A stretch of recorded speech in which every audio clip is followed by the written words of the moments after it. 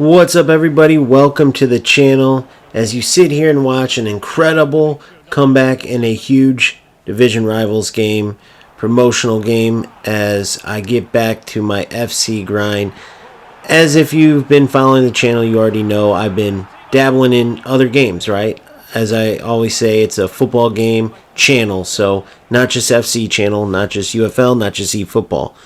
But with that being said, this video was long overdue because having played so many games back and forth, at this point, it is 100% without a doubt, FC is the best football game. And it's not even close. Now, does that mean that I'm done playing eFootball, that I'm done playing UFL? Not at all. But you have to give credit where credit's due. Now, I purposely put the title of this video how it was, because I truly do hate EA Sports. This isn't a, kiss butt fest for EA Sports, because I hate the company. Bottom line, I think they deserve that strong of a word too. Hate. The things they've done, the way they've operated, I think they deserve it. All over greed. I think that's been proven too. However, they have a very good football game. The best football game. There's just no doubt about it. So what I wanted to go over is this team that you see right here.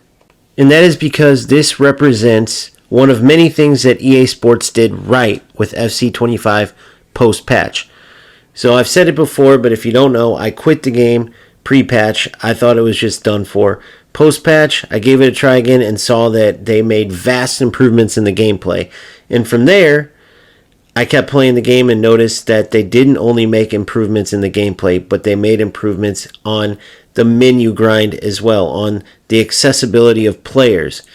I got every single one of these players here on my journey coming back from not playing the game for 2 months, missing a ton of promos, and yet I was able to build this team simply off of the rewards I got from Rivals, Champs, which by the way are incredible, Evolutions, which are at the top of the line right now. They used to be struggling, as well as some SBCs.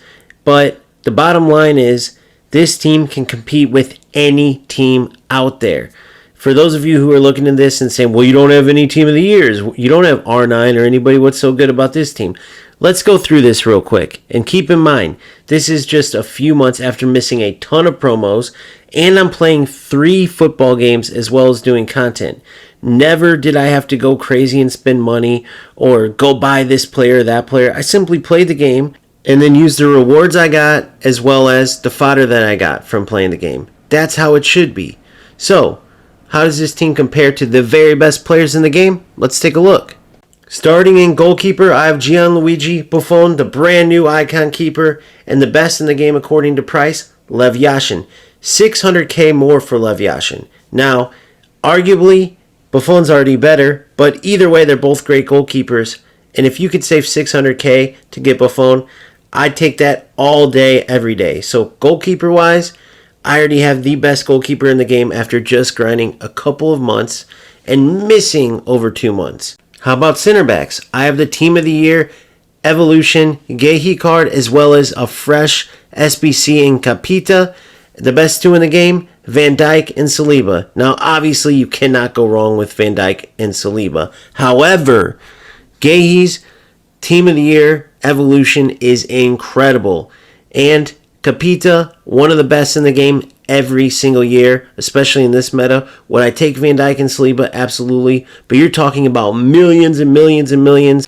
And at the end of the day, Gehi and Capita with a skilled player is better than Van Dijk and Saliba with a non-skilled player, which is another area that makes FC the very best game.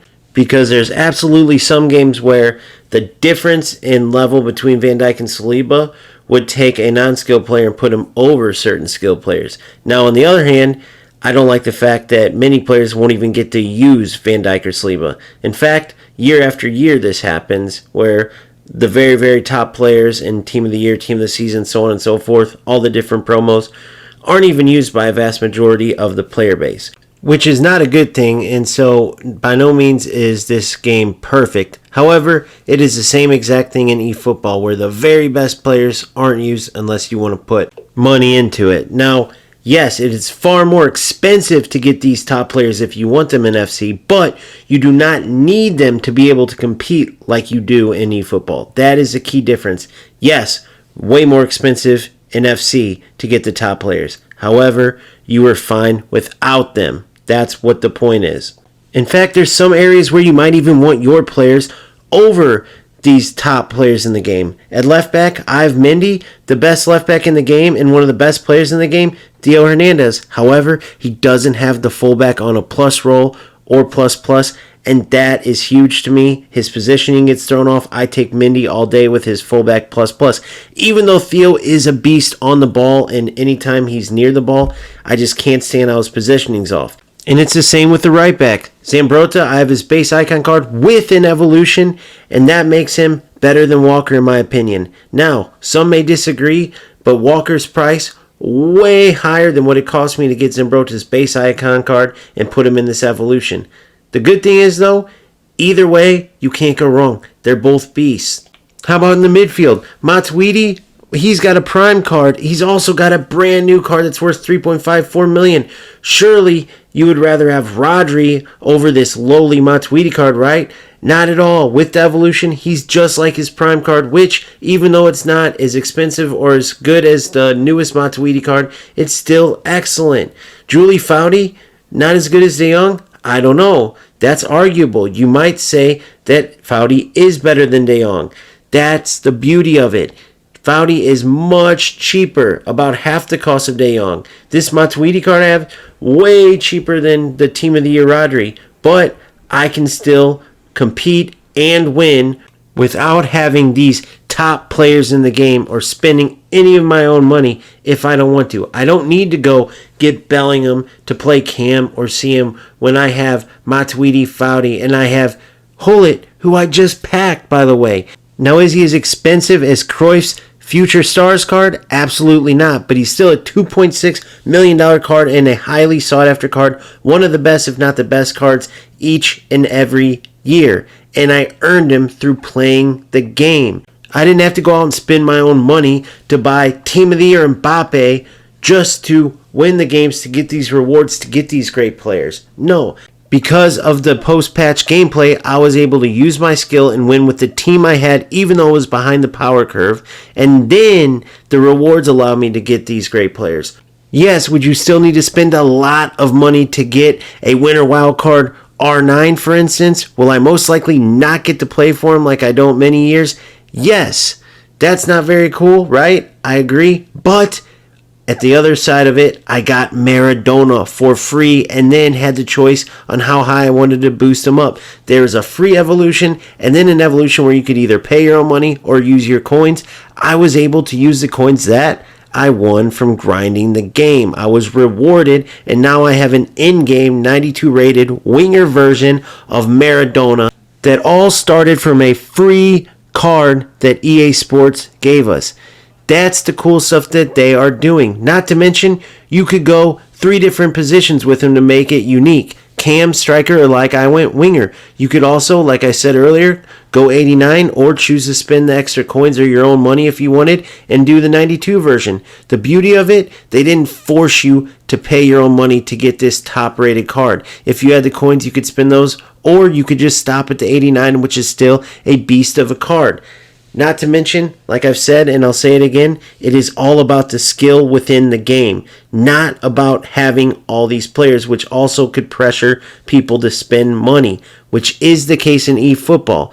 Again, I don't hate eFootball. I don't hate UFL. This is not an FC channel. It's a total football gaming channel, and I will continue to play those games. UFL, waiting for that last patch, no different than me leaving FC previously and waiting for them to come up with a patch and fix their game. Sometimes these developers, they do this, right? They do the wrong thing for so long, and then finally when they see the player base start to leave, they finally do the right thing, which is why I'm not giving EA Sports a pat on the back, because they just did what they should have done for years. Hopefully Konami, as well as Strikers, take note. Now, I also know EA Sports has been around much longer. They have much more experience, much more money, the whole nine. So who knows if eFootball would be able to follow suit and give this much rewards because then maybe it would be too easy to get so many players, or give these top players because that's how they make their money. Who knows? Most likely it's just greed, because it typically is, not just with football game developers, but with all these big development companies and with things across life, right? Many things are centered around greed. It just is what it is. As football fans, as football gaming fans, I love FC right now because it is about skill on the pitch, and you are rewarded accordingly, so you can then go pack or do SBCs or whatever you want to get some of your favorite players. Can you get all of them? No. Would that still cost a ton of money? Yes. Do I like that? Absolutely not. That is a downside of FC. Do I see them changing it? I don't. But still being able to use the likes of Butra at striker, right? Maradona on one side, Neymar on the other, who's always a staple in this game and who's great to have right now because he's getting towards the end of his career. So allowing evolutions to put players like that up to the power curve or past it so you can use them for now and into the future, that is excellent. These are the types of things that players love. This type of football that you were watching is a type of thing that I love. This was the laggiest game I've played today, right? Now, have I played laggier in FC? Yes. Is the servers a huge issue with FC? Absolutely. eFootball and even UFL are crushing EA Sports in the server department. But unlike eFootball, I can't really speak too much for UFL on this category, but with eFootball, even the slightest little delay or lag ruins the whole game. Ball stuck under your foot, you can't even make a pass, much less do anything else. In FC, you can at least compete, and if you have enough skill over the other player, you can overcome the lag and the delay and the silliness that comes with it, as you see in some of these highlights. So, yes, EA Sports FC 25 needs work. It's not perfect, but the strides they've made are unreal, and they will continue to go this route because guess what? They don't want to get in that boat again where they have to essentially release a brand new game mid-game cycle, right? They don't want to have to do that. You better believe they had overtime hours getting paid out like crazy to get this game updated because it was just such a mess and they had a lot of work to do. Now that they have a generally accepted and well-liked game, you better believe they're going to stick with this foundation going forward. Not to mention the super positive reaction to the new menu grind, the new rewards, and so on and so forth. I hope eFootball and I hope UFL take at least some inspiration and move in this direction. Only time will tell if they will or won't, but in the meantime, we have an incredible football game, and it just had to be noted. It is all about skill. You do not have to overwhelm yourself about this promo and that promo and staying up to date on all the different SBCs and evolutions. You can choose how much you want to put into it. I still play 3 football games, like I said. I've been missing things left and right, and I still have the team that I have, and I would take this team against anybody. So, on your side of it, whatever game you're playing or games you're playing, I hope you keep having fun. You absolutely need to keep having fun or it's not worth it. You absolutely need to keep grinding to get better, and I will see you on the next one. Peace out.